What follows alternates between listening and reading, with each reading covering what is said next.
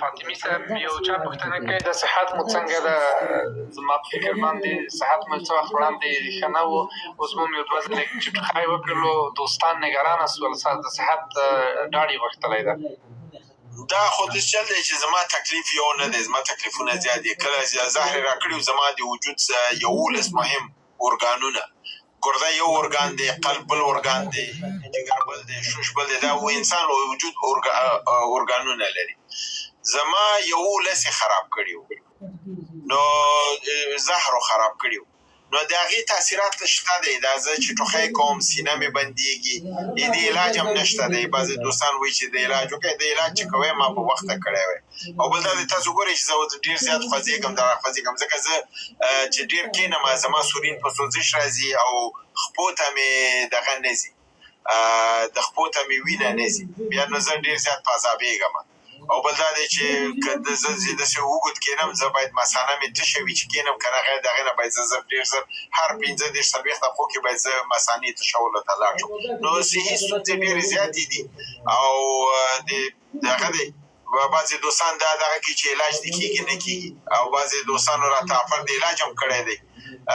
بله ورځ مې یو چا د امریکې نه زنګ وهلی او ما ته ویل که علاج دې کېږي څومره؟ ما ویل هو علاج مې ممکن دی. په امریکې کې کم از کم $4,00,000 پرې مصرف راځي، او په هندوستان کې $1,10,000 پرې راځي. اگر چې پرونه وړمه ورځ مو تاسو یو ډېر قدرمن دوست دی، تحلیلګر دی، تاسو برنامو کې راځي، د هغې زوی ډاکټر دی. هغه ما ته ویلې زموږ مملکت ته راشه، زه ممکن ستا علاج وشم کولی او هغه پیسې هم دومره ونه لګي.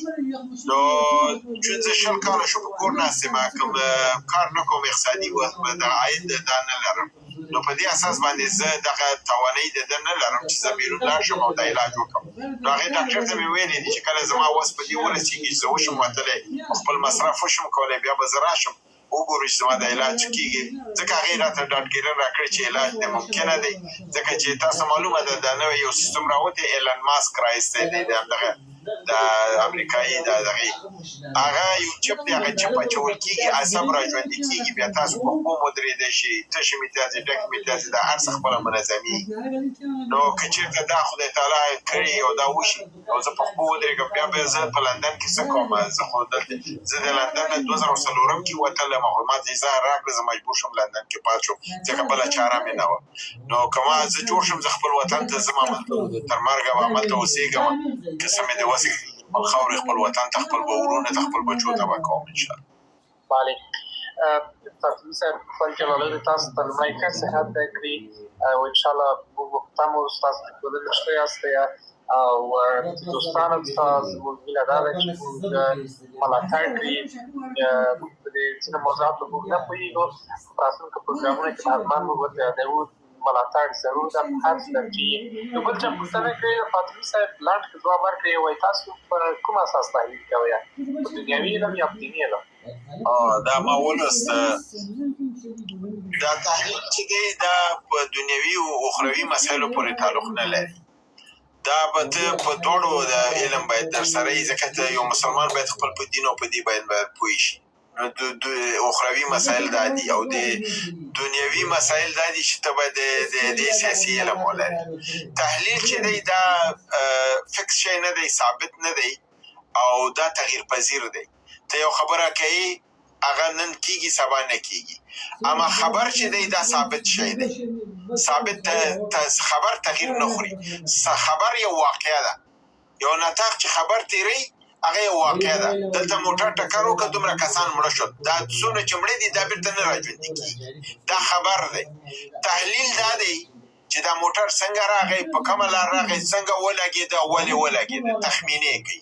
دا درست هم وتی شي او غلط هم وتی شي. بل بنیاد د تحلیل دا دی چې ته باید کافي معلومات او علم ولري. د تاریخ د معلوماتو په رڼا کې ته د آینده تحلیل کوي. تاریخ د بایستا بنیادی چې یو شی تاریخ کې شوی دی، هغه چې تکراریږي، ته وایي چې ښه دا داسې شوی و، دا ځلې به دا داسې نه کېږي، او یا به دا داسې کېږي.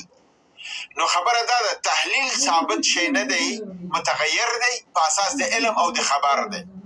اما خبر ثابت دی، او څوک چې تحلیل کوي نه تنها چې علم باید ولري، خبر هم باید ولري. که فرضاً زما د بندر عباس خبر نه درلودلی، نو ما تاسو ته دلته د هغې جواب نشو درکولی.